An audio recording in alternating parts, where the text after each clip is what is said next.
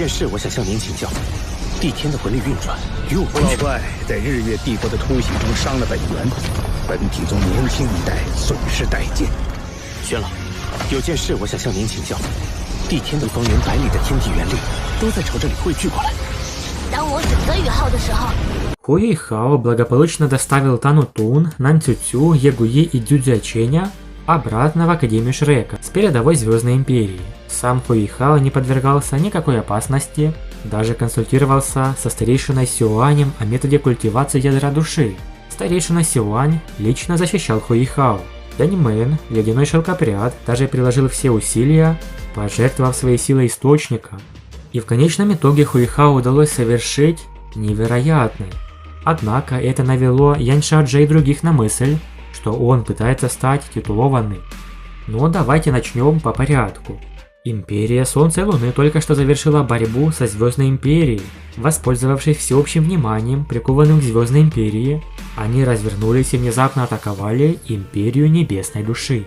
Империя Небес была застигнута врасплох и понесла тяжелые потери. Хотя другие империи отправили войска на поддержку Империи Небесной Души, она потеряла 2/3 своей территории, а секта тела с трудом держалась. Дубусы, будучи сильнейшей фигурой в Империи Небесной Души, естественным образом участвует в сражениях высокого уровня. Хотя титулованная богиня смерти Есишуй не прибыла сюда, ее сын Джун Ливу, лидер культа Святого Духа, сразился с Дубусы на поле боя. Силы соперников были равны, и в итоге Дубусы был тяжело ранен и вынужден был отступить в плачевном состоянии.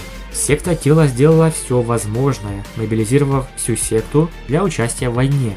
Однако легион мастеров душ Империи Солнца и Луны и злые мастера душ культа Святого Духа были слишком многочисленны, и секта тела понесла тяжелые потери, что практически привело к ее упадку. В трейлере показано, как во время вторжения культа Святого Духа Империи Солнца и Луны секта тела смело бросилась в атаку, однако разница в силах между сторонами была слишком велика. В итоге не только глава секты Дубусы был тяжело ранен, но и все молодое поколение элиты секты тела погибло, оставив лишь горстку других. Эта секта, некогда соперничавшая с Академией Шрека и возглавлявшая континент, теперь потерпела полный крах в молодом поколении, что означало ее полный упадок. Секта тела возродится лишь 10 лет спустя с появлением Муе.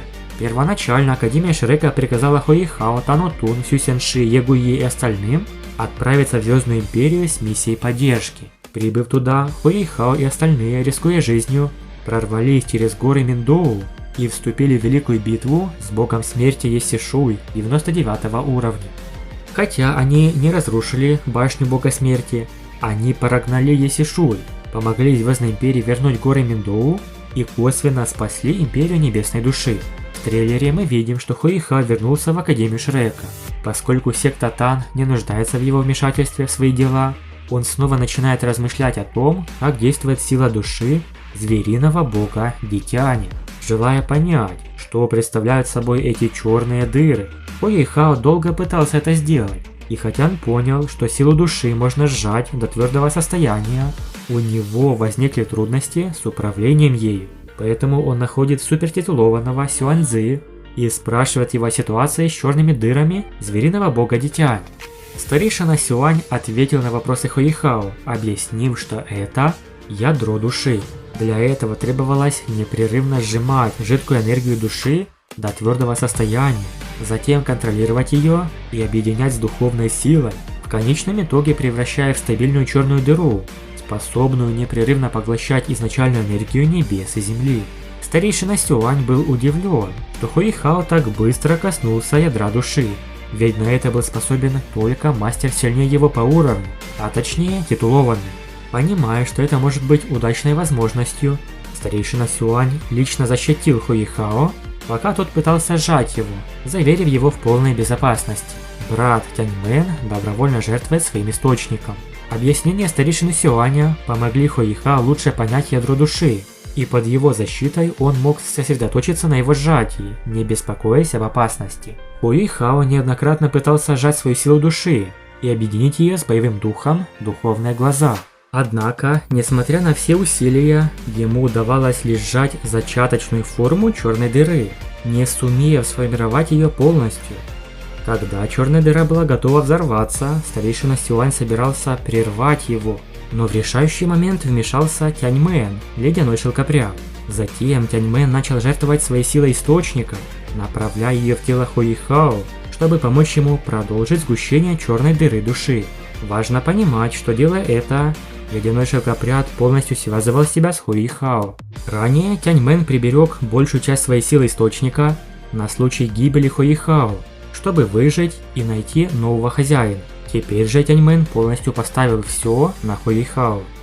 В трейлере показано, что с помощью старейшины Сюаня и брата Тяньмэна Хуэйхао успешно сформировал плотную духовную силу и стабилизировал черную дыру в ядре души, тем самым уплотнив свое первое ядро души. Это ключ к божественному пути Хуэйхао. Стоит также отметить, что ядро души, которое Хуэйхао сконденсировал на этот раз, представляет собой духовное ядро души, основанное на боевом духе глаза, обладающим абсолютной духовной силой и дающим определенное преимущество в бою. Более того, Хуэйхао разместил духовное ядро души над своим Дянтианем, что также обеспечило место для второго и третьего ядер души. Хуэйхао вызвал огромный переполох, пытаясь уплотнить свое духовное ядро, особенно когда оно сформировалось и поглотило огромное количество духовной энергии из окружающего пространства.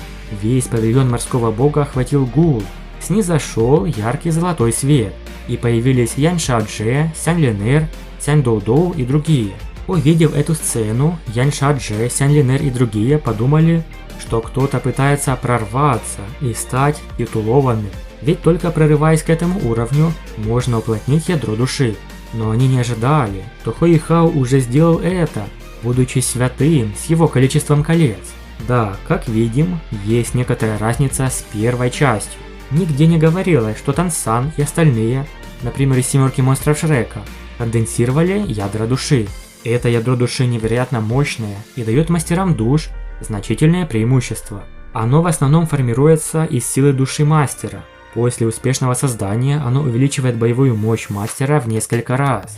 Кроме того, ядро души ускоряет восстановление силы, позволяя ему сражаться дольше. Мастер с ядром принципиально отличается от мастера без него. В первой части боевого континента никто не мог создать ядро души. Такие ядра появились только во второй части. Или, по крайней мере, здесь о них говорится. Хуэйхао даже передал знания о ядре души другим, а именно ученикам Академии Шрека, чтобы другие могли продолжать наследовать его. Большое спасибо за просмотр. Напишите в комментариях, что вы думаете о прорыве Хуэйхао в его познании ядра души. А также просьба к тем, кто читает новеллы «Пожиратель звезд», «Боевой континент», «Противостояние святого», «Путешествие к бессмертию» и в целом любые другие. Очень нужны консультации и помощь в материале, но важно, чтобы вы были в курсе всей истории, вплоть до финала. Так что если кто-то хочет помочь, пишите в телеграм-канал Киномикс Помощники Материал по ссылке под этим видео в описании. Подписывайтесь на канал, ставьте лайк и всем пока!